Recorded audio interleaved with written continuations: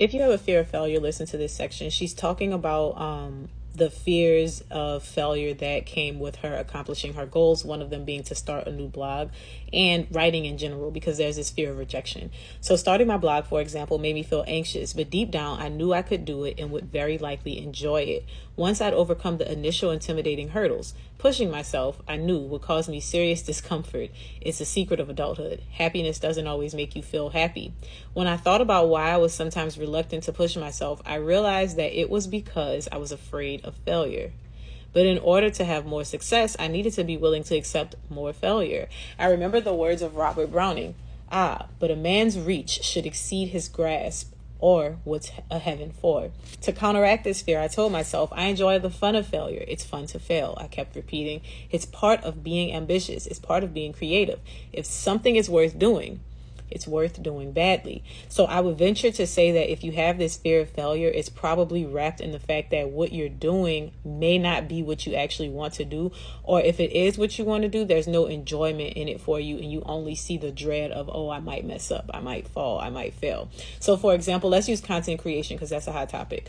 Let's say that you want to do content creation or you want to start posting on TikTok, but you have this fear of looking crazy to the people who already follow you, or the people in your hometown who might find you, or the people who know you that might find you. And it's like, oh, look at her posting all these videos. She only getting 40 views. Ha, ha, ha, ha, ha. And you might have that fear wrapped up in your head. But when she says if something is worth doing, it's worth doing badly, meaning that, or at least this is how I take it to me. If you, using the same example of content creation, if you enjoy doing that, even if you're terrible at it, you're still going to enjoy doing it. Hello. Like, I like singing. I'm not that great at it, but I like to do it in the shower. I sure like praise and worship. Okay.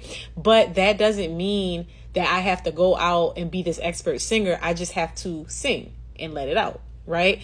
That doesn't mean that in your content creation, you have to go on to be this person that has millions and millions of followers. Maybe that's not even your goal. Maybe your page will never grow, but maybe the joy is in releasing your thoughts, releasing the supposed content, right? And so if you can wrap your head around, I enjoy doing this thing, even if I'm not very good at it, or I enjoy doing this thing, even if other people don't think that I'm very good at it. If you enjoy it, then it's worth it for you to be terrible at it and to do it. Y'all also know I don't paint very well, but I like to paint, and I don't care who has something to say about it, because I don't paint for like showcase and recognition. I paint because it's an enjoyable thing for me. And I'm not going to stop doing it because I fear that somebody's going to make fun of my paintings, because I know I'm not that great at it, right? So same thing. If you can detach yourself from these results that are on the other side of it, because results are results, whether they're good or bad results. So if you can detach yourself from the results and just fall in love with the process and fall in love with being present in whatever it is that you're doing, then that fear of failure is probably going to go away. And I think that if it doesn't initially go away, I think it's like she said, you have to just start, because sometimes us like putting it off and not wanting to start right away, that stalls us, and it just continues the process of us not starting, and then it makes the fear worse because we never just get our feet wet or jump right in and start. But I think that's really good what she said. If something is worth doing, it's worth doing badly. So if you really do want to do something, it's okay to be bad at it. Like if you're not that great at it, it's okay. So she says, in fact, this mantra helped me. The words, the fun of failure, released me from my sense of dread. And I did fail. Listen to all the ways that she failed, and she kept going. I applied to the prestigious writing colony Yaddo, and I wasn't accepted. I pitched a column to the Wall Street Journal, and although it looked promising, the editors ultimately told me there was no room for it. I was dismayed by the sales report for 40 Ways to Look at JFK, which didn't sell nearly as well as 40 Ways to Look at Winston Churchill. I don't want to be flip, my agent said comfortingly, but maybe you can use this disappointment for your happiness project. And that's just what she did, because that's literally the book that I'm reading right now. I talked to a friend about starting a biography reading group, but the idea fizzled out. I submitted an essay for the back page of the New York Times book review, but it was rejected. I talked to a friend about teaming up to do webcasts, but that didn't work out. I sent innumerable emails to try to get links to my blog, most of which were ignored.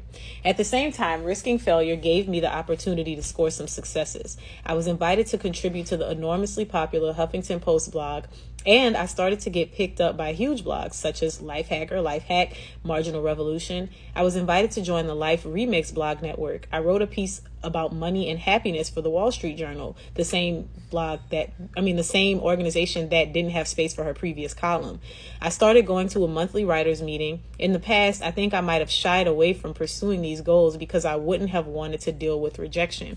So if you compare the level of rejection that she got to the level of success, it was definitely more rejections. But imagine if she had let the fear of rejection keep her from doing anything at all. Of course, she would have avoided those rejections, but she never would have gotten to the point of the successes that she did get. So I think we also have to recognize that whatever it is that you want to do, you can't do it if you don't try. So even if you have this fear of it not turning out well or this fear of failure, you have to take some sort of action, because failure is inevitable. Like, at some point you're going to fail at something, and you may as well start, because if you don't fail at something, you also are minimizing your chance to succeed at something.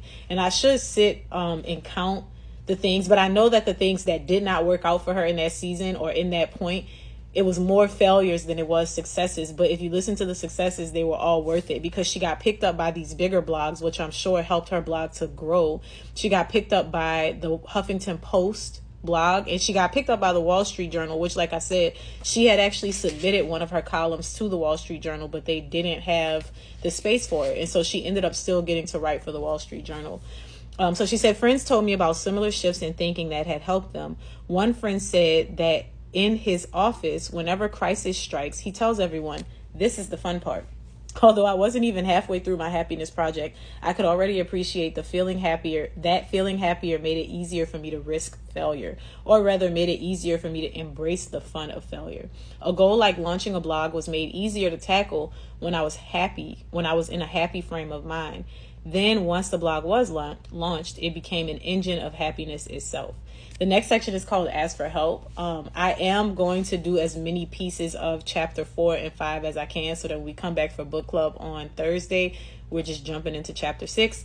Like I said, we should have the issue with my network worked out by then. But this is the Happiness Project that I've been reading, and I'm going to go ahead and link it if you want to get a copy of it. And there's also a playlist if you want to read more from it.